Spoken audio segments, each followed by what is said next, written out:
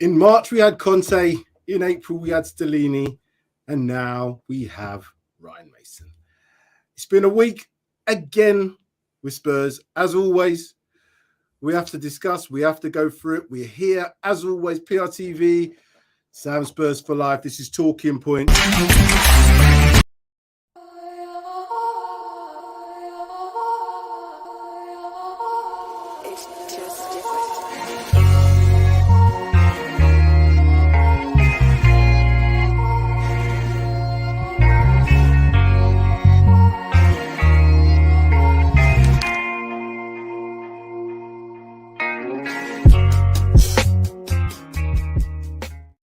As you can see, people, I'm not confused. I pressed the countdown again, but don't worry about it. It's all right. We're here now. I am Sam Spurs for Life. This is your Talking Points episode number 91, and I'm joined in the house by my one and only, the one and only. There is only one. He's here. He's unhappy. He's as unhappy as me, but we're going to do this. My man, Sid Spurs. How you doing, my friend? I'm all right. I'm all right. Oh, do you know what? He's on me. It's one of them, innit? You just get over it. You get over it. However, this is. I don't know if you'll probably understand it. Yeah, being a bit of a hip hop man, rap man, old school man, you'll understand it. Yeah, so I'll play this, and then you'll understand what I'm on about. Yeah, and if there's anyone in the comment section, you might, if you've heard of LL Cool J, then you're with me. Yeah. Just don't get us banned. Oh. That's all. Remember the time limit. Go then. Play. So here you go. I need love. When I'm alone in my room, sometimes I stare at the wall, and in the back of my mind, I hear my conscience call, telling me I need a team like Man City. For the first time in my life, Spurs need help. There I was, looking through the window, thinking, what am I doing supporting this trash? Then the thought occurred, reminiscing. I'm not the only one. The rest of the Spurs fans are in the same boat as me. Ooh. Safe to say, people, Jay-Z hasn't got any worries. He's got no worries that Sid is going to take over from him soon. Woo! That's the way to start the show, isn't it? Good grief. But I like that. I need love. That's what LL Cool J was singing. I need love. Oh, good grief. I didn't watch that game Sunday. I told you, I was out and about. I was going to watch it on catch up.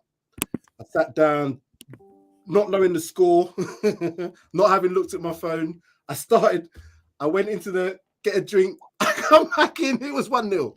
I then looked down. I picked up my drink. It was 2-0. I was like, no, come on, man. I went to the toilet because I thought, no way.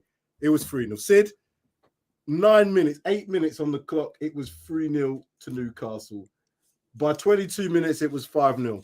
We were having debates on our WhatsApp group saying, at any level of football, I've not seen that. And I've done grassroots football for a long time. Never, ever have I seen 5 goals go in 22 minutes. Yeah, like the second half when teams are dejected and all the rest of it, they kind of like fall apart and you could get 5, 6 or 7. But the first half, 9 minutes gone, 3 goals. Sid, I know you watched that game. Before we get into all the rest of the stuff, how did you feel as a fan? Because I just felt, as I said on the group, I felt it was like an out-of-body experience. I floated outside my body, looking down at me as a fan, thinking to myself, what are you doing, fam? These mans don't care. They don't care. Why should you? Do you feel that anything since that point has fixed what happened on Sunday? So we was watching the game, and it was me, my youngest, my missus, and my middle boy. We was watching it, and we were like, what is going on here? When they scored the first, then the second, And then the third, my middle one just walked up and walked out of the room and said, "See, I'm going to go and watch something on Netflix." My youngest one was just taking pictures and tweeting his mates and laughing his head off. But the worst thing was my eldest come from upstairs, downstairs, straight into the room, switched the TV off and said, "Why are you watching this shit?" And he walked out of the room. So we was then sat there for like, I'm not joking, till the second half, watching a blank screen. We did not switch that TV back on. Literally did not. And the only reason we switched the TV back on was, I can't remember, for some other reason. I can't remember. And then my boy came downstairs and said, "Why are you watching this again for?" And we're like, "We're not watching it. It's just on now." And you know what? I don't know. Honestly, it was just one of them days where you're like, is this for real? Is this the real thing? Is this just fantasy? Because it was like everything, every single player, everything. It was just like nobody was interested. I mean, that was it. The first goal when Joe Linton just walked through them all, danced his way into the box. And I'm like, are these guys interested? And it was, I don't know. Honestly, it was just like, somebody wake me up before you go, as George Michael said for Wham. But, it was, I don't know. And the worst thing is, we've been expecting it, haven't we? We know week in, week out what's been happening. Yeah, I mean, I've already predicted that. I don't think I can see us winning another game till the end of the season. And I even said to people, come Sunday when we play Liverpool, they'll be above us because they'll win their game this week. We'll get beat by Man United, and then we'll go to Anfield. Thank God we got to go to Anfield. Yeah, and it doesn't get any better. All right, you've sacked the manager of the manager of the manager of the assistant, but it makes no difference. I mean, we'll talk a bit more as we're going along into the show because there's things I want to talk about. I want to talk about this 3-team committee that went to see him and all that business. But yeah, mate, I was pissed. Yeah, there's a lot of fallout obviously from that game. As I said, I didn't watch all of it. After I started and I saw the first 3 goals going, I thought this is ridiculous. It's embarrassing. So I just didn't. I stopped. Press pause. I turned the TV off. Then literally, obviously, saw the meltdown. Now, it was a classic case of you don't know what you're doing. They didn't know what they were doing. They decided. They bowed to pressure. Oh, we've got to play 4 at the back because 5 at the back, we're too defensive and we can't defend. So we need another attacking player. Little did they forget that they've ostracized one of their defenders in Sanchez. So there's no way you can start him. You've got Romero, who's won the World Cup, who now looks like he's just on the beach, doesn't care. He's not really putting in anything of the performance, but that's not just him. I've heard there's a few of the Argentinians that are doing that won the World Cup, and I don't blame them. But when you're in a situation like us, we need every hand to the pump. You've got Dyer, who can't play in a back 3, let alone play in a back 2. And then you've got on one side Perisic, on the other side Porro, both of whom aren't fullbacks. They're not fullbacks, they're wingbacks. So what happens? You lose the first goal quickly. As I said this in the preview show, if we concede the first goal, it's going to, and quickly in the early stage, it's going to be absolutely carnage. It was carnage. But then for those guys, because I watched the first 3 goals and they were clueless on the bench. I don't know who's running the show or who was running the show. Obviously, they say it's Delaney because now it's Ryan Mason. My only concern now is they've cleared out everybody that was left, and this is the right thing to do. But who have they brought in now? Are we talking about some of the under-17s taking first-team coaching? Have they drafted in emergency services in terms of coaches to kind of get us through the next few days? Because Ryan Mason can take the sessions. That's great. But he can't do everything. So are they going to draft in, the likes of Yaya Toure, Jermaine Defoe, as I've talked about, Chris Powell's at the club. Ledley King's there still. Do you know what I mean? There's plenty of people around who've got top-level experience and should be able to motivate these players. I'm going to ask you this. After Stellini got sacked, did you expect Spurs to have a manager in place to bring in, or did you just think he had to? Because I just thought he had to go. But all the talk about managers coming in, I would have thought they could have possibly said, yeah, we're going to have Ryan Mason to the end of the season, but then we're going to have, we're looking at the man. But there's no short list. There's only a short list in theory. Hold on a minute. She's changed. Oh, I thought she changed her name, but we're going to have a little bit of a pause. Bring her in. She's not changed her name, people. Hi. She's still SPVP. But she's here, and she's here to give us some expert opinion. Pav, welcome to the show. We're just trying to get some therapy going here. As I said, I hadn't watched the game, but I'm just unleashing a few bits and pieces. So bear with me. I'm like saying this. Nastellini had to go, clear the decks. Ryan Mason in charge, but who's supporting him? Because he's been there through all this. Now, I know he's got a lot of mates in the team. Harry Kane, Dyer, all the rest of them guys are his mates. So I don't know what to expect from the starting lineup. But what I do expect from the starting lineup on Thursday, whoever plays, because I still might go to that game, I want to see everything left on that pitch.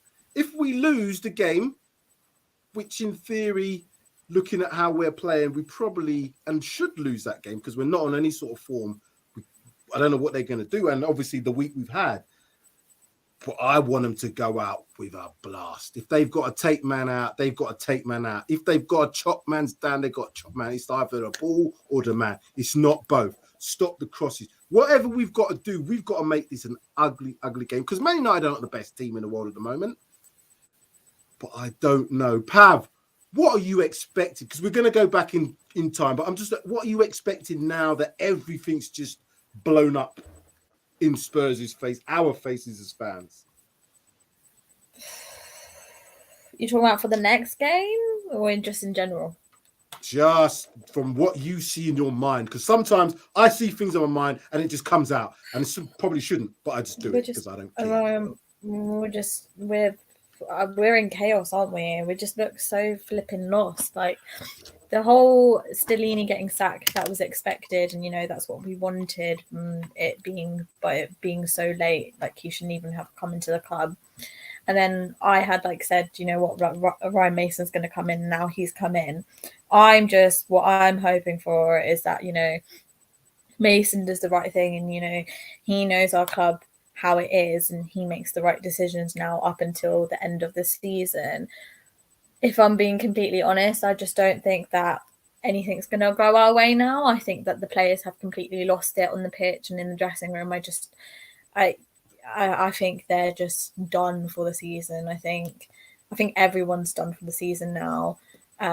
What I want from them is for them to, kind of fight and just be like, yeah, we've had such a rubbish season, but let's fight till the end and get something for our fans because we deserve it.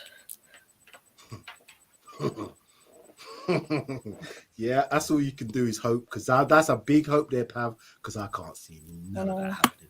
But what I will say is I'm going to base some things on what I said on this. Who's more to blame, players or Levy? But what I want to say is there's been two apologies of sorts that have come out. Levy come out with something, whether it was on Spurs official, I don't know, because I'm just on the Sky Sports piece. I don't even want to look at our website. But I've heard that he made some sort of I'm responsible, but sack the manager. So he's responsible, didn't resign, sack the manager. Doesn't show me that you're that ultimately responsible, because you still found a scapegoat. You found a scapegoat in Stellini, who should never have been in that position in the first place. Once Conte went, should never have been in that position. So again, I'm the gloss, whatever it is. I've tried to give a lot of, leeway to some of these decisions and stuff that's happened at the club over the years. But you can see mistakes and mistakes and mistakes. Now it's clear to me that there's absolutely no plan. There's no vision. There's no strategy. There's no philosophy. There's nothing there which we can bank on. So it's just going to be a merry-go-round. We're going to get the next manager in unless there is significant changes at the top. Don't think he has to resign, but he's not going to because he's got significant shares. But Sid, based on what Kevin's saying here, who is more to blame? Because the players put out an apology as well. It was almost like a group WhatsApp text. Do you know what I mean? Oh, we're sorry. Oh, Nobody put their name on it or nothing. It was not from the captain. It was not from Harry. It was just a group hug. Oh, sorry, fans. Who's more to blame? Players or Levy? Listen, Levy's been at the club over 20 years, right? And people know Tottenham, people that follow Tottenham will know since he's been there, he's been instrumental in hiring, firing managers, asking for top-notch players, getting low-ranked players, dilly-dallying over 5 million, 1 million for top-quality players. So obviously the buck lies with him. But we've had managers. We had the Poch reign where we got to the Champions League final, and any other manager would have thought, or chairman would have thought, do you know what? I've got a manager here now. He's got us to the Champions League final, which anybody would never have ever dreamt of. We got done by a stupid handball in the first 5 minutes and cost us the game. Then you build, you carry on. Poch goes knocking. I need some players. We've just got to the Champions League final now. I need to get rid of A, B, C, D, and I want to bring in E, F, G. Better players than what I've already got. But no, we'll keep Dyer, we'll keep Sanchez, we'll keep Davis. No, I'm not going to get rid of them for you. They're going to be your boys. They're going to be the team that you're going to build around. Yeah, and Poch is like, but whatever, I don't know what's going on. Then you've had Mourinho, he said the same thing. Then you've had Conte, he said the same thing. But you look at the core of them players, we've got the same core players, right? Lloris, Sanchez, Davis, Dyer, right? Okay, Kane's there, Son's there. Yeah, but they've got them same core players. Oh, he's making us train too hard. Oh, I can't run that far. Oh, I can't, whining over any little thing, right? And getting the manager sacked. These players are responsible. Some of them are earning 200 grand, 150 grand, 200 grand, right? And to not put a performance in. Yes, we can blame the manager for the tactics, right? You can blame the coaches for the way they're coaching their players. You can blame Daniel Levy as well, yeah, because he always starts from the... And as always, with him, he's always looking for that, what you said. He's always looking for someone to blame. And when it comes, he fires them. Pav's already touched on it. You've already touched on it. Stellini should have gone the moment Conte went. Job done. The whole backroom staff, off you go. We then bring in a caretaker manager or an interim manager. I don't care who, but anyone you could have brought in. Start with a new slate. Get some of these players in order. But no, you still stick with Stellini, a manager who's using the same tactics as what Conte was using. And then he decides to change it against the Newcastle United team at St. James's Park. And you've already touched on that. You're playing a right wing back and a left wing back as a left back and a right back with a centre back who can't even play as a three. So there. And then this bullshit about the players coming out and saying we're sorry.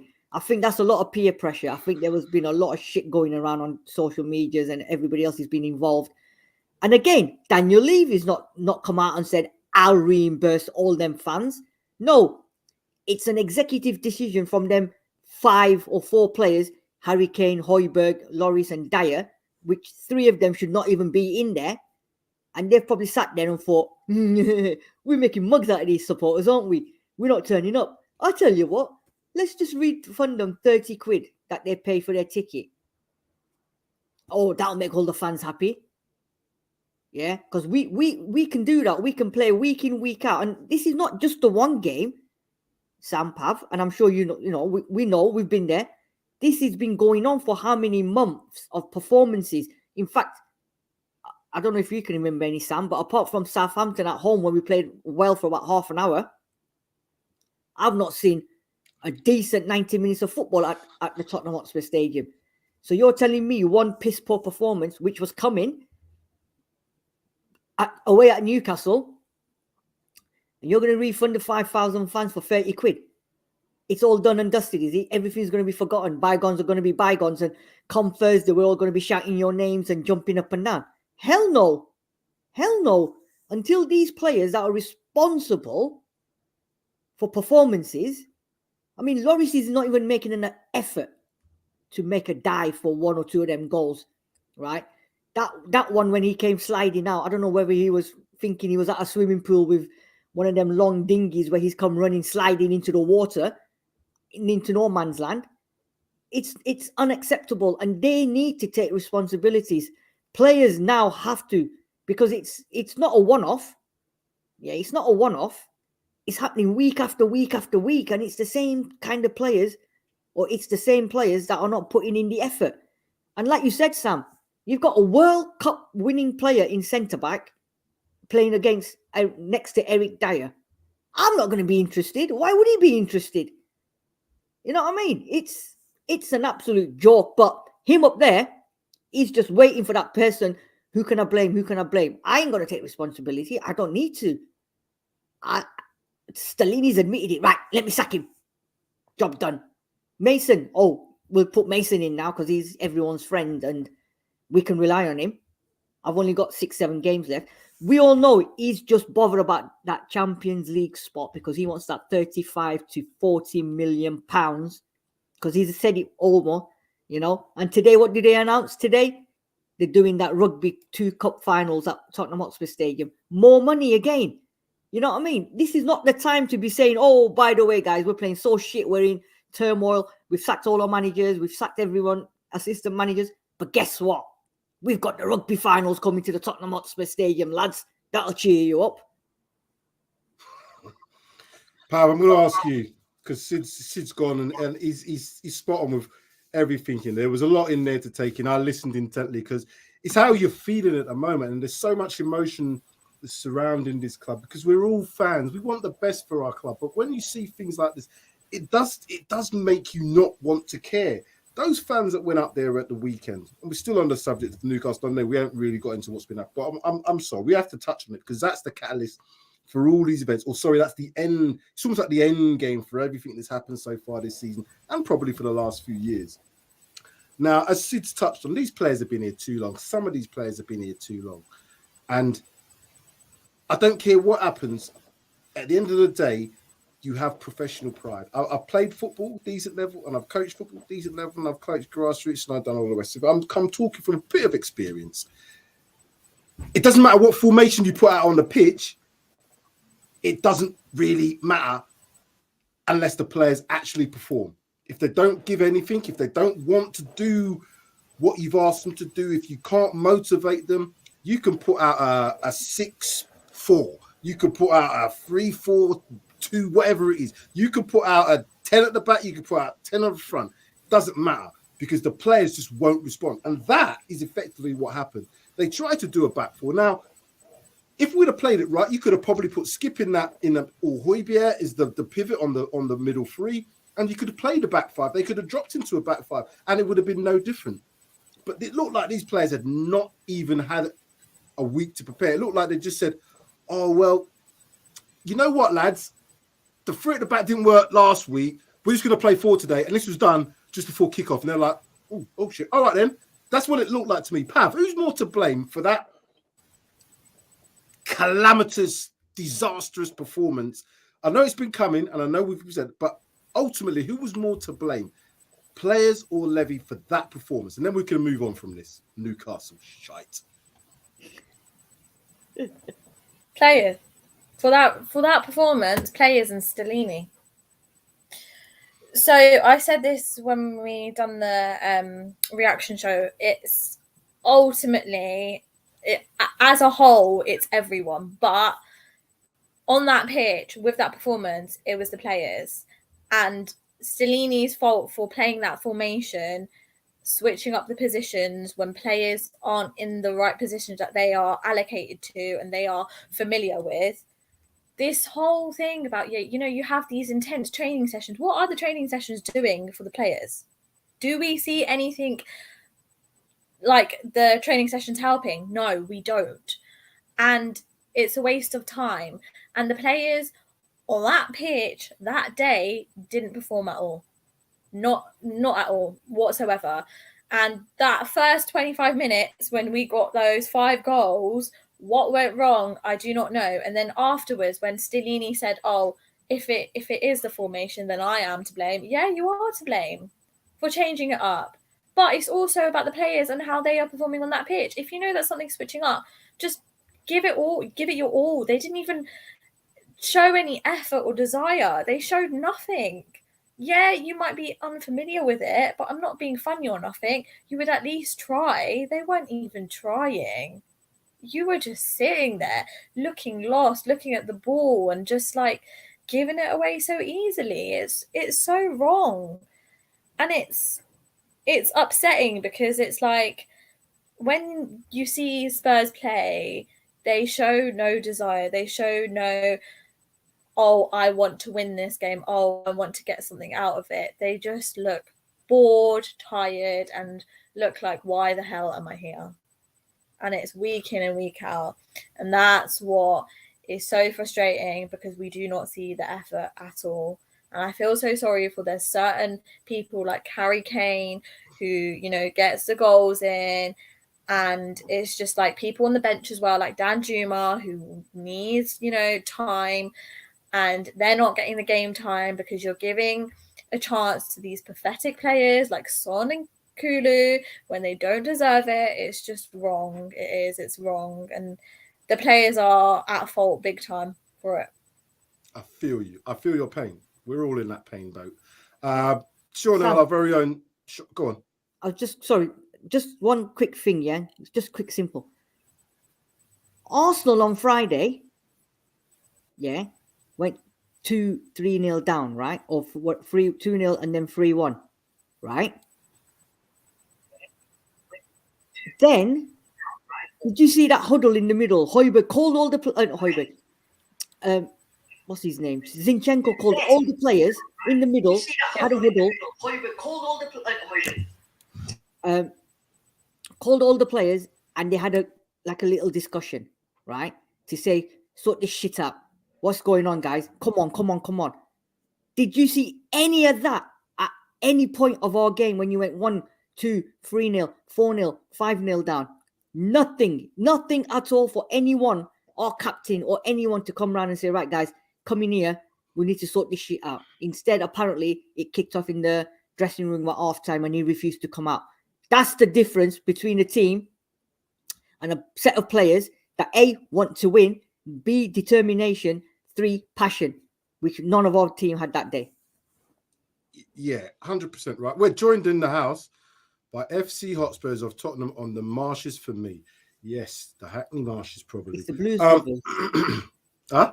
It's the Blues Brother. The Blues Brothers. One of them. Listen, Sean made a good point now on his comment earlier about the coaching aspect of it. And I've mentioned this a number of times for a long time.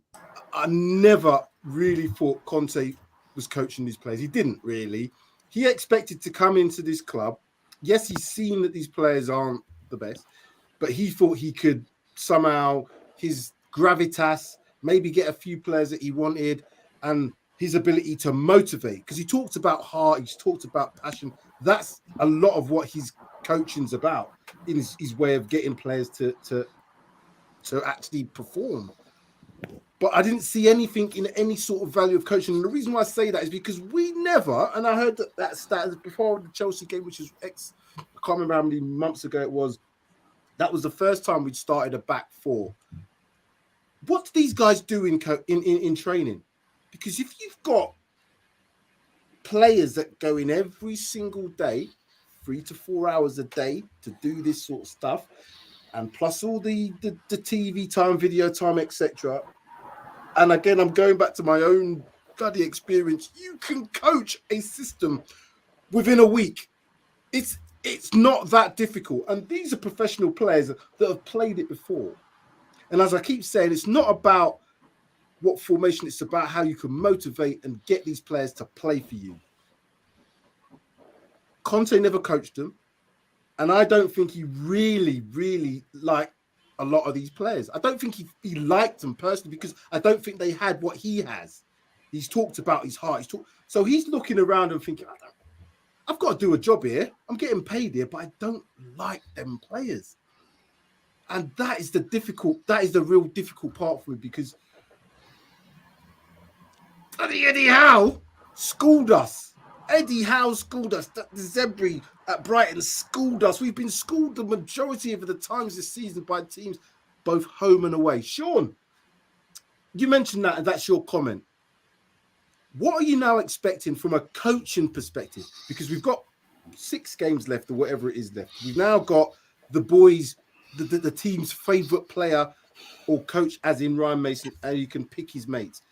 Do you expect him to make wholesale changes, or are you expecting him to see and give everybody an opportunity? And I mean everybody. The youngsters, not his mates, not Eric Dyer, not bloody Harry Kane, although I'm going to take Harry Kane out of the equation. But you know what I'm saying. Is it just going to be a case of we're expecting Ryan Mason to play this, or is he going to do something where you're going to see coaching and motivation and some sort of skills used? That question was longer than Kirsty Walk on Newsnight. My God, it started so long ago, I've forgotten it. But no, you're alluding to Ryan Mason, and no, this is an appointment that should have been made as soon as Conte was gone. And I think we denigrate Ryan Mason because he came through the academy with some of these players. He didn't come through the academy with Eric Dyer, so I wouldn't put Eric Dyer in the mates thing. He was more mates with Kane and players that are long gone, Townsend, Livermore, people like this. So I think he's schooled to the 4-2-3-1. I would hope that's what he will try to do this week. But and it is a bit of a defence for Stellini. Personnel, injuries. You cannot put players in if you haven't got them. I mean, we needed Royale to play right back in that system on Sunday. He wasn't available. Davis was only available for 20 minutes.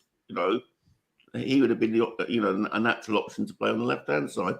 So I do expect him to go to 4-2-3-1. What personnel he'll pick will be, I think he has close links throughout the club. He's already posted a message saying that he knows what it means to be in the team, which is what I want to hear.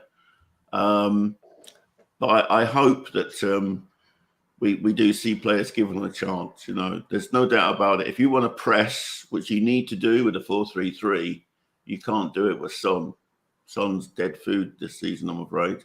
You can't do it with Kane. Kane hasn't got it in him to press for 90 minutes, and you certainly can't. You certainly can't do it with Kulu. So you need to cut the cloth. Richarlison could press. Danjuma can press. Danjuma's helped us get the winner against Brighton with a press. So I think it's. I'm hoping that we will see a change in formation again, but away. But using the personnel in the correct places. I don't like this sort of the kind of snidey comments at Ryan Mason. He can only do with what he's got, and his hand is held. They're tied behind his back because of our injury list. Look at Arsenal. Arsenal are missing Saliba. And suddenly they look really, really vulnerable. But we're missing Bentancur. We've been missing Royale. We're missing Davis. The players who've stepped up when needed. Who would have thought of Davis? Remember, he was pushed out to left wing back. In an emergency, and we actually, him and Longley actually looked pretty good on the left hand side. But yeah, it's I expect Ryan to change things.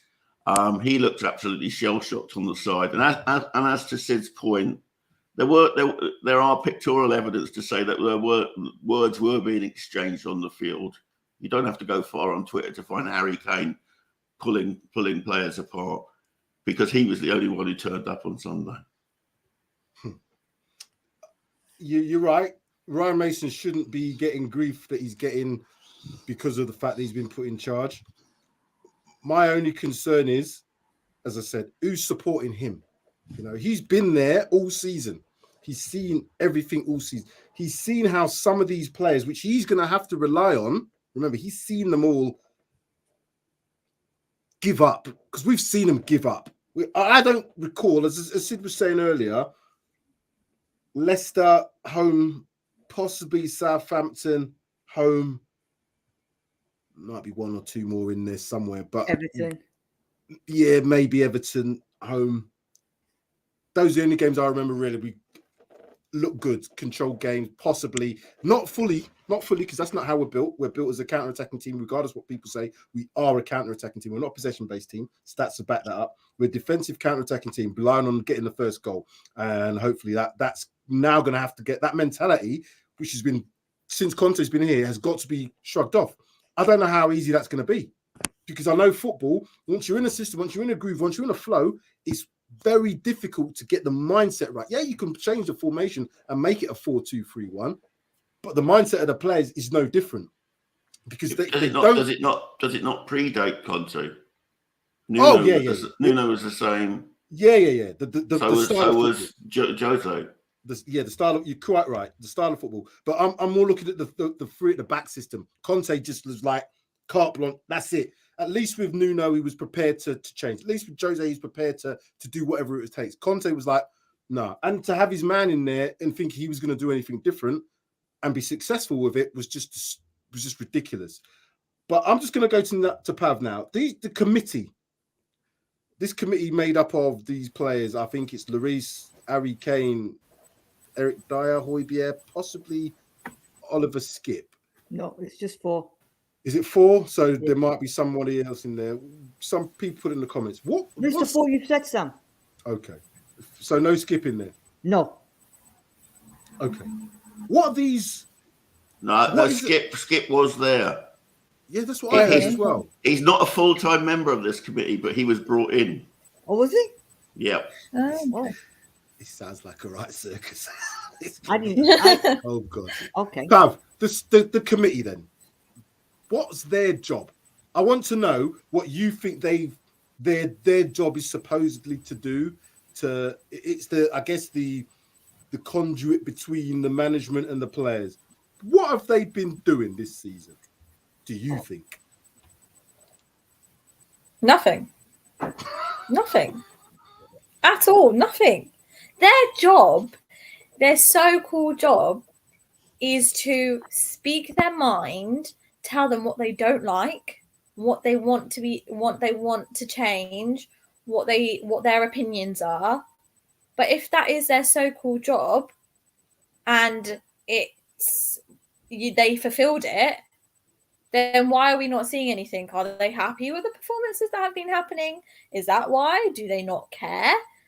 Because if you're looking at that and you're looking at the committee and you're like, okay, right, you got the likes of what? Hugo, Kane, who else did you say? Dyer?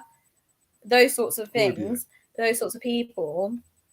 Surely, they wouldn't be happy with the performances and they'd want to speak out their mind and, they'd want to get their message across of what they're not happy with and what needs to be changed and stuff. But why are we not seeing it? It's clear that nothing's happened. Nothing that we've seen has happened. And all of a sudden now the committee's come out and something's being changed. Wow. Now, after how long? A long time. And I look at the committee, right? So I'm happy that they've got one. I'm happy that they've got senior players that their job, if I was doing that, or if I was, the club and he was having a committee, is to be able to bring to the table, to bring to the management, to have discussions. It's not necessarily to moan and groan, because as a professional, yeah, we all go to work and we don't like all the jobs that we have to do. But if you're given a job that's in the reason to perform, sometimes you just got to get it done.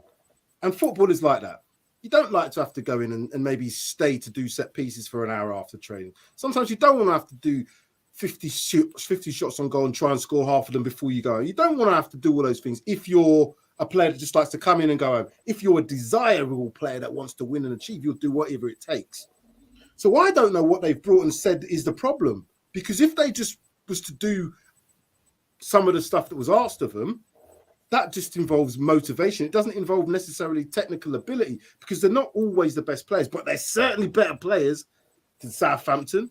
And all them other squads below us, not necessarily Chelsea or Liverpool, but if you're telling me that Aston Villa as a squad is better than us, I don't believe you. But Aston Villa as a club, in terms of how they've been coached, are miles ahead. miles ahead in one season, less than one season since he's been there. Same with Eddie Howe. So miles ahead. They're not a better squad, but miles ahead. So what the committee should be doing is saying, listen, boss, as a collective, our strengths lie here. We haven't got the ability to play like this. Maybe if we've got more attacking strength because we've scored 40-odd goals, maybe we should play a different style of play. Boss, can we try this in training? But I don't know if Conte would have been, no, I don't want to hear none of that, because I don't know if he's that sort of person that wants to hear it. So I don't know if this committee had any bearing on anything because of the manager that they had in. I don't know what your thoughts are, Sid, on that, but do you think this committee had any sort of gravitas to make any sort of changes with the management that we had in charge previously? Right, this committee thing, right? I don't understand it, right? Daniel Levy should never have gone to the committee to tell them, what do you want me to do? Should I sack him? Because all they would have said was point a finger in it. It was him, it was him, it was him, it was him. It wasn't me. Caught me red-handed, you know, sneaking with a boy next door. Wasn't me, right? I was listening to Talk Sport this morning and Simon Jordan was on there and they brought this topic up about the committee. Simon Jordan said, literally, when I'm making decisions at this club, right, when I was at Palace, my club that I owned, if I had to sack a manager, yes, there is a committee of players. I'm not going to them players. It's got nothing to do with them. I pay them a wages to go out on that pitch and deliver for me. What I do with the manager or who I sack or whatever, it's got nothing to do with him, right? The players. He said, what was it? He was on about bonuses. He said, the players come to me with a committee and they said, we want bonuses. He says, I used to pay them a bonus every month. He says, I then changed it to a yearly bonus. And they came to me and they said, why have you changed it to yearly? He said, because it's my club. I own the club. I do what I want. If I'm going to pay you your bonus at the end of the year, you get your bonus at the end of the year. You're going to get it. But he says, what I do with the manager and who I sack and whatever has got absolutely nothing to do with the committee. Why he, like I said, like we said at the beginning, he wanted to blame someone, right? He didn't want to make that decision on his own. So he's decided to call the players in to say, right, I'm going to sack the caretaker manager because I sacked the manager. Now I've got the caretaker. I want to sack him. What's your opinion? Why do they need the players' opinion for? And Dyer, Lloris? I mean, you know what? If I was Daniel Levy there, I would have said, well, hold on. If I'm sacking Stellini, Lloris, you're going. Dyer, you're going. Because you've been shit for the last how many years? And I'm still paying you a wages? Hold on a second. I thought I was clever. Yeah, but I must be thick because I'm still paying you 2 wages and you're shit. And you're probably the part of the problem. But yeah, I'm going to get rid of another manager, but I'm going to keep you 2. Makes no sense whatsoever. You know what? It just proves this guy hasn't got a clue. He's always looking to blame somebody else. Scapegoat.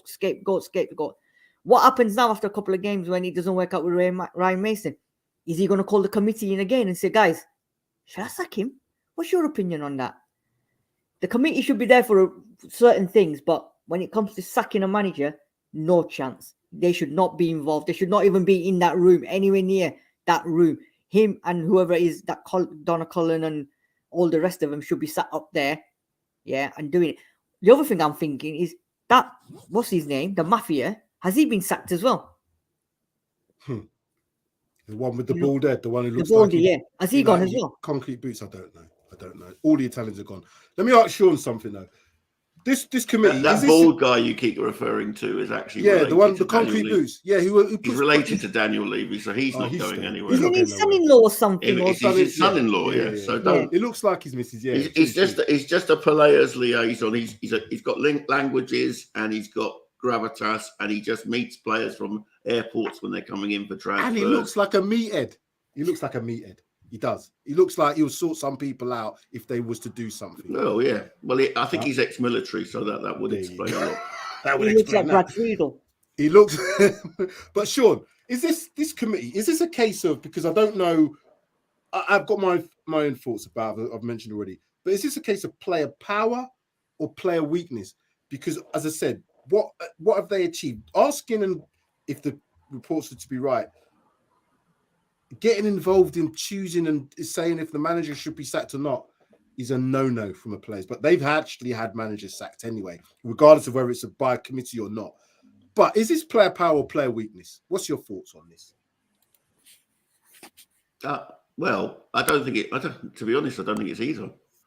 I mean, to me, they're playing the role of what a trade union does, is represent themselves to management. So, and as a committed trade unionist, I'm not for dismissing that they have representation, over contracts, over terms and conditions and things like that. But as you say, as to who is the boss, that's down to Daniel. This is him deflecting. I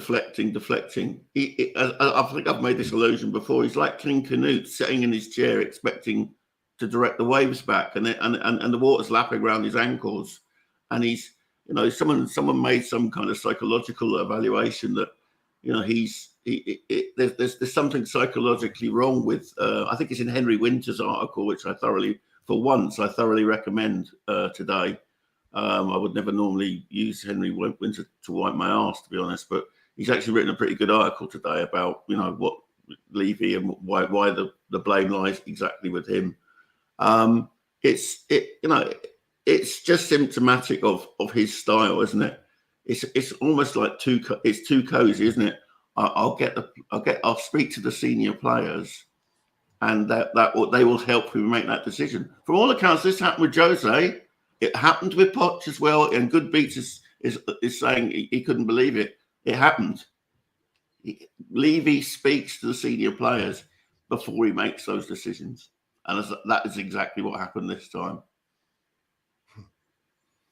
That's a concern, because that's a major concern if that's the case, in terms of them being. And the reason I say that is, if you're building this on what's happened, it's been mistake after mistake. So regardless of whether or not they've been involved in it, the decisions that have been taken have been mistakes. It was a mistake to get rid of Jose at that point.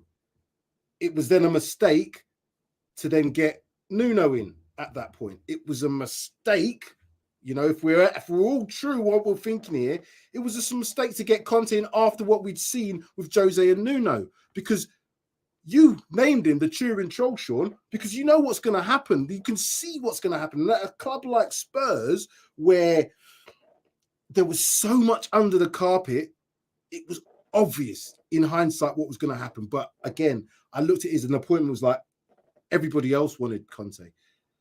Arsenal wanted Conte. They was the same, if we could get him, well, their fans were saying, let's get it. But they stuck to a plan because, why?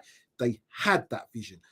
They had a philosophy. They had a playing style. So they got rid of players that didn't meet that. They got rid of Aubameyang that didn't meet that playing philosophy. They wanted younger players that were going to be dynamic. They got rid of Ozil because he didn't meet that. 2 world-class players at their time, possibly, but didn't fit the system. We had, I think it's 4 players from back in that 2000 and what game was it that we got 5-1 beaten? Newcastle. 2017 or 2018. When was that? When we played them? Newcastle. Yeah, and we got beat 5-1 the last day of the season. 2016. 2016. So I think 4 of those players are still in that squad. None of the Newcastle ones are there. That's a lot. That's a big problem. I know if you count Harry Kane as that, that's fine. But there's some others in there that shouldn't be there. Now, Pav, now to the end of the season, short-term thinking, because I don't want to think long-term with this club until there are significant changes at the top. We can't think long-term, but you can think short-term. You can think what we've got to do to get to the summer, what's going to happen in the summer, who's going to be our next manager. What's your thoughts on those? What's going to happen in the next future with the games? What's going to happen in the summer? And then who's the next manager, you think? So within the next few games, I think that Mason being in charge, I think he's definitely going to switch it up. Like you guys have said, he's been at the club for God knows how long. He's seen what goes down. I've seen him on the touchline, shouting abuse and, not agreeing with certain decisions being made. I think he knows ultimately, some of the problems there, and switching up the formations, hopefully giving certain players a chance that deserve it, and taking off players and not letting them play. Positively speaking, I hope that we can get some points, but we've got Man United, we've got Liverpool, we've got the likes of Aston Villa as well. Those sorts of teams, it's not going to be easy to get the points. And especially because of everything that's happened as well, are the players going to show up? Are the players going to give it their all now that we've got Mason in charge? Are they going to show something different? I don't know. In terms of the summer-wise and, management-wise, hate to say it, I genuinely think that we're going to bring the likes of Rodgers or Graham Potter. Don't want either of them. I prefer Nagelsmann, get him in. Apparently, rumour has it that he's interested in the Spurs job. Don't know if it's true or not, but I think his sort of ethos will match with Spurs' ethos, so it depends. But I think the next, from now until the end of the season is going to be so crucial, and it's going to be pressure on Mason. And I know a lot of people are against him, kind of getting the role now. But realistically, if he hadn't got it and we had sacked Stellini, who would we have got? We wouldn't have got a permanent manager straight away. So the only other option to fall back is, Mason. And like I said, because he has seen what's been going on in the club, hopefully he steps up now and he, makes a difference. But we're just going to have to see, I guess. Sid, short term, before I come to Sean, Sid, short termism, next few games. I know what your thoughts are about the next few games. You told that. What's going to happen in the summer, short in terms of, I guess, the Harry Kane, because that's the biggest saga that's going to be happening. And the next manager. So as it stands now, we're sixth because Villa are winning, so we've dropped down a place. In terms of the next games, we've got Man United, Liverpool, and Brentford to come, Palace to come, Leeds last game of the season, and we've discussed this the other day, didn't we, Sean and Pav, about if Leeds need to win the last game of the season, what's going to happen. I don't foresee us getting anything now between now and the end of the season, to be fair, because the way we're playing, I think we're just going to get steamrolled by certain teams, and when it comes to a dogfight, we're not going to be able to fight any of these teams. So and I said it the other day, if I'm one of the teams in the lower half now towards the relegation and I'm going to be playing Spurs, I'll be relishing that, because when the shit's going to hit the fan, our players they're not going to be bothering. In terms of a new manager, honestly, I don't care now. I've given up, because it doesn't make a difference who we get. It'll probably be changed again within 6 months to a year. I think all the money's on. I know they've said Enrique, then they've said Nagelsmann's now really interested, and he's very close to being all over social media, all over everywhere, that Nagelsmann's the new manager. I've also heard Brendan Rodgers, Vince, I don't know. You know what I mean? So I'm not bothered about the manager, because if a manager comes in, it's going to be the same shit playing for us. Get rid of all them lot first, then bring in a manager. Then I might be a bit more optimistic and a bit more happier, because I will know then that Deadwood players have gone. But it's going to take a very brave man to come to Spurs and take that job. And unfortunately, it's going to be a man who wants to come in for the money and not the job, because Real Madrid job's going to be coming up after next year. So whoever wants it, even if Nagelsmann comes in, he's going to probably be thinking, you know what, I can do this for a year, get sacked, and then I'll take the Madrid job. I don't know. But yeah, I don't know. Honestly, I don't care in terms of managers. I'm not bothered now between now and the end of the season what happens. I don't want Europe, to be fair, because I want a whole clean season. Like when Chelsea had absolutely nothing that one season, where they were completely out of Europe, and then the following season they came back and won the league. I'm not saying we're going to win the league, but if we have a clean slate of no European football, maybe, some of these players might wake up, and I think it's time now for Kane to say goodbye, because he's been sold a dream and he's been given absolute nightmares by Daniel Levy. So you know what, if he wants to go and win trophies, for God's sake, and Ndombele's left Spurs and he's won a title, you know. So I think Kane will be gone in summer as well. So let's have a rebuild. Let's have a proper rebuild and get some players that actually want to come to this club with a manager that want to play football the way it's supposed to be played. I'm not going to say the Tottenham way because we don't have a way, but players that want to play for the shirt and players that want to entertain the crowd. That's all I want now. Sure. And what's your opinion on those three aspects? The next few games, I guess the summer roundabout circus, the whole whatever's going to happen, and the next manager from your perspective. I think I've said we could probably, the amount of points we're going to get between now and the end of the season, we can count on the fingers of one hand,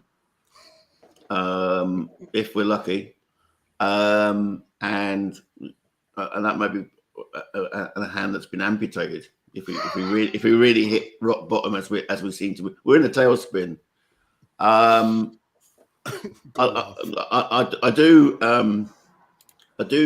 don't accept that there's not a Tottenham way, because I grew up through a period where there was a distinct style to Tottenham Hotspur, which was attacking football, front foot football. It's not always successful. I saw us relegated to what was then the second division, but now the Championship.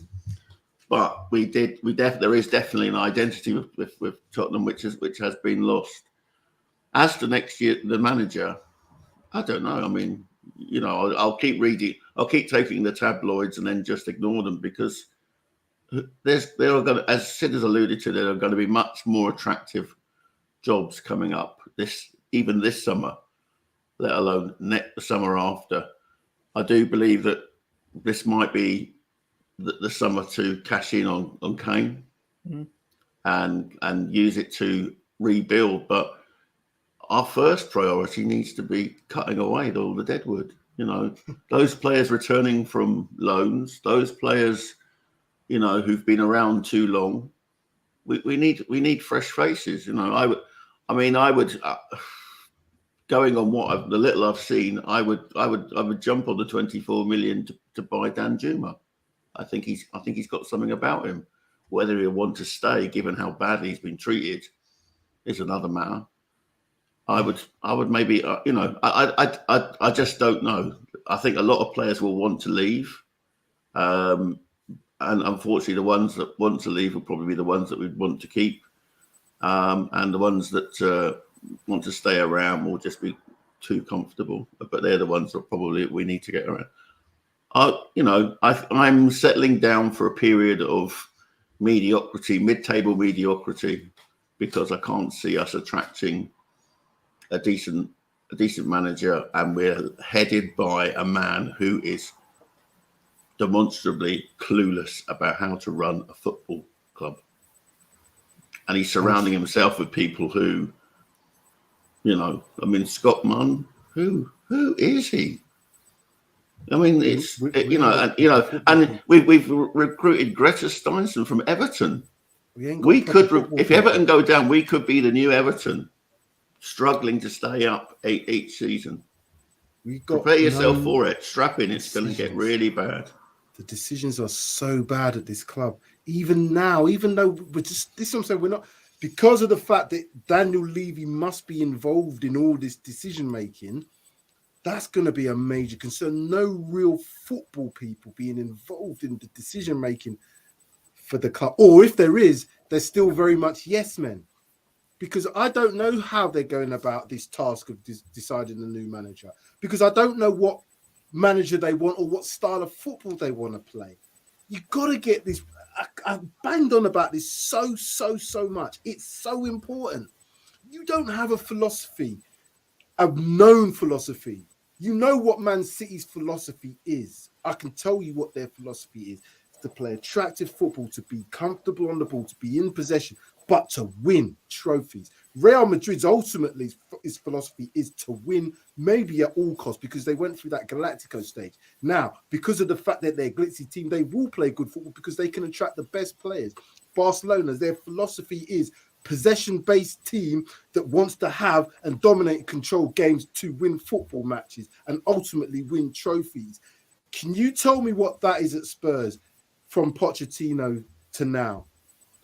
Nobody can tell me, because we've not had a manager that matches that whatever philosophy it is. We've just plastered and papered over because we've got players there that can't adapt or can't be trusted to play any of that system or have that sort, because we don't have the mentality. So we can't have a philosophy that says gonna have da-da-da and we're gonna try and win, because one, we don't have the mentality, and two, they're not put in a position to win because Conte blew that whole thing wide open and said, this club doesn't do that. And that's your problem. So going forward, until we get that, we can bring in anybody, Luis Enrique, Pep Guardiola, Jurgen Klopp, Nagelsmann. You can go off the top. You can keep on going as far as you want. We will have this cycle again.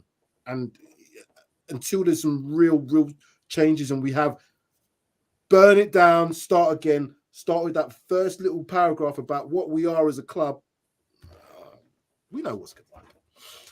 Let's get some final thoughts from Oliver, because he could depress ourselves. We haven't even touched on some things, but you know what I mean? I just want to see what they do on Thursday. That will tell me everything I need to know. Because like I said, win, lose or draw, if I don't see the effort, them excuses and apologies, I don't want to hear F all about. I don't want to hear anybody come out of anything if I don't see a level of effort. Final thoughts, Sid, final thoughts on your feelings, I guess. My final thoughts, you know what? It is what it is. That's all I can say. It is what it is. Fans will turn up, no doubt, on Thursday. Fans will go to Anfield on Sunday. Fans will turn up at Brentford, Leeds, Crystal Palace. It's whether the players will turn up. That's the question. Sean, final thoughts.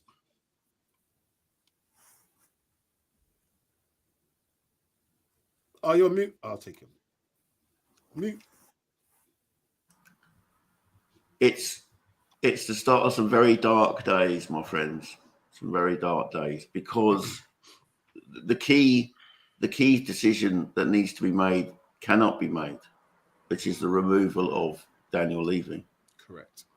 That's the key decision that needs to be made, because he is too pernickety. He's too lax.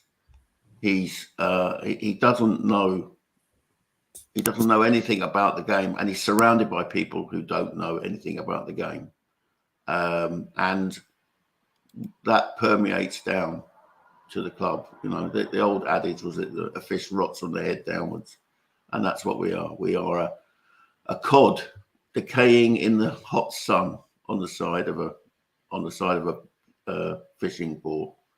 And I'll leave that image with you. Pav, I know we've had to rename you, but have you got any positives for us? You don't have to. I'm not forcing you, but have you got any? Your final thoughts. Oh, Sam. Right. First of all, until that bald-headed waste of a man. Hey, careful with the out bald of head. his The top. Hey, the top level up here. You're talking to me? The Sorry, top level, guys. you don't do that. No. Dan Levy's he's bad, but he's not that bad because he's got a bald head. Come on now. Okay, Levy, until he goes, it's not going to change, okay? It's going to be a cycle after cycle after cycle. He needs to go. Then we need to start a rebuild. Start from the bottom, work our way up. Bring in young players, build up their strength, build them into these, talented players and work from there. We need a manager that can do that. And until that happens and until Levy goes, it's going to be the same old, okay? Positive side, nothing.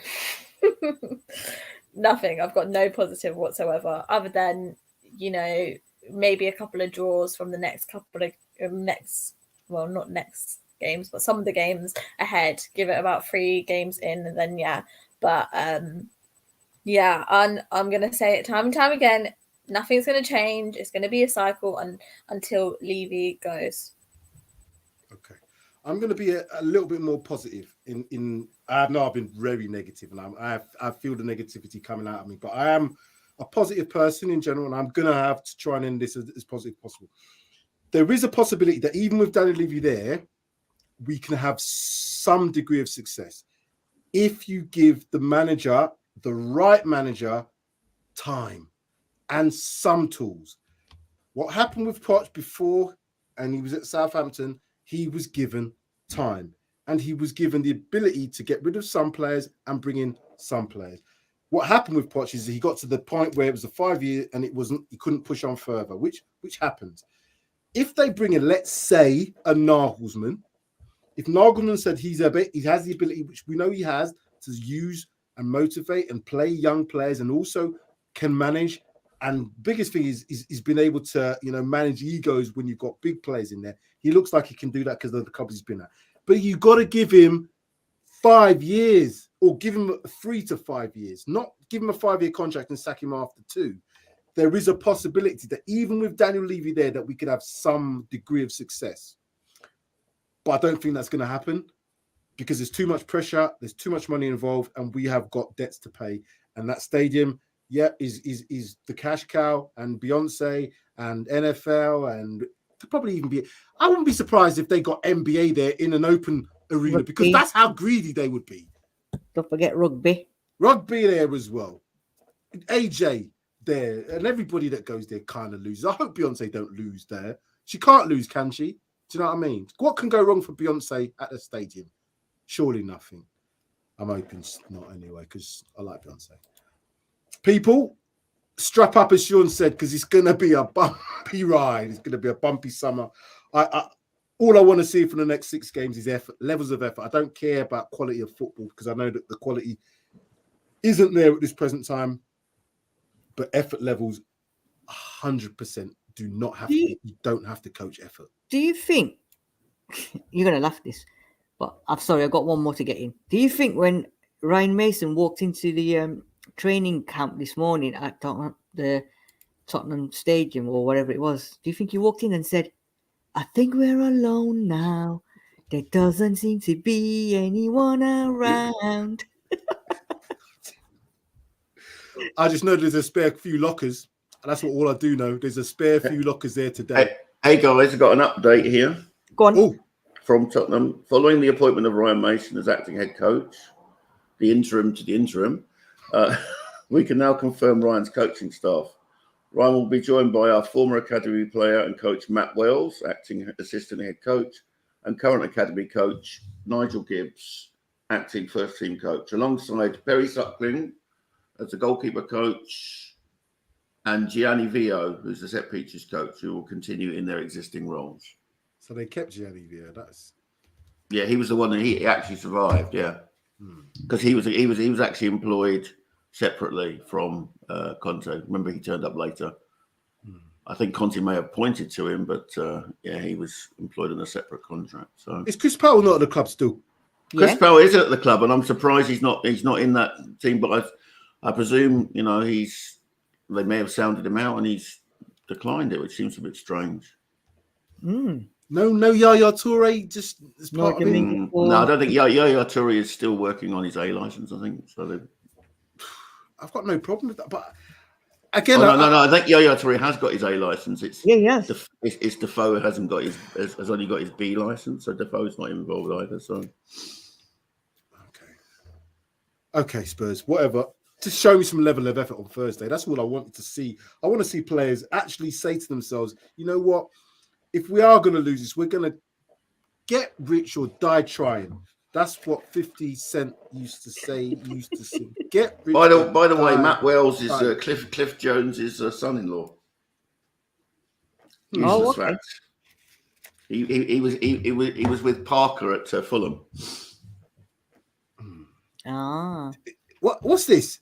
What do we think of Levy taking loyalty points off our fans because he refunded their ticket? No. So what happened was, tell me that's not real. No, what happened was, Sam, all the fans that went to Newcastle, obviously but because of them going to Newcastle and the performance, the players then decided that we're going to give you a refund, right, for your tickets. So what's happened is, obviously, I'm sure the tickets office is dealing with the refunds. So what the ticket office has done is they've taken off the loyalty points for that game that the fans would have accumulated. And then fans have gone into an uproar, and Spurs have said, yes, we've had to take the points off because we're giving you a refund because technically you didn't attend the game. However, everyone that did go to the game will get their points back once we've refunded you. So they've had to take them off to get the refund, but their points will be put back on. So they've corrected their error, and they did say that, yeah, we apologize. The points will go back on. Why is it an error for that to happen? Because when it's like the other way round, there doesn't seem to be errors. There's no errors getting into the stadium. I've never got into the stadium for free. There's no errors with the ticketing. There's no errors with them telling me, no, you can't take that into there because you check. So I don't get this. You know, I really don't like to hear that All shit. you have to do is put £30 credit into their account. That's all you need to do. There's simple. PayPal do it every bloody day. I'm not having this shit. There's always some sort of something in the background. There's this media, the Spurs media needs to be sacked as well. That's another group of people that need to be gone. They're absolutely awful. It's just the latest in the long line of PR disasters. Awful. And given that Donna Cullen, who has been the barrier to the approach to Pochettino, as far as I know, that is her speciality. That's what she used to do before she came to Tottenham. It's shocking how this club can turn a win. All right, refunding the ticket money is small beer, but they can turn a win into a defeat just like that by, make a deal of it. Why does it have to be such a big deal? The thing is, once people are checking their loyalty points all the time, and all they need to see is that I've had the points removed, and suddenly there's uproar. Yeah. Only Spurs. You can't. This is what I'm saying. You can't get worse, but then they somehow. Our medical team, our computers, our scouting, our data, our coach to the women's team, the director of football. There is so much to be done that you can't really be anything than where I am in a dark place, and that's why I've got my sunglasses on, because we need to go. I want reality. Here we go now. All these cuds coming up now because it's one of them. I have to go in disguise because boy, like Sean did, man. I'm telling you what, it's gonna be a horrible summer. Hoodies all summer for me, fam. I'm telling you, I can't do it. I can't do it. Ladies and gentlemen, this has been Talking Points. I hope you've enjoyed it. It's not been Come on, you Spurs! It's not been too depressing.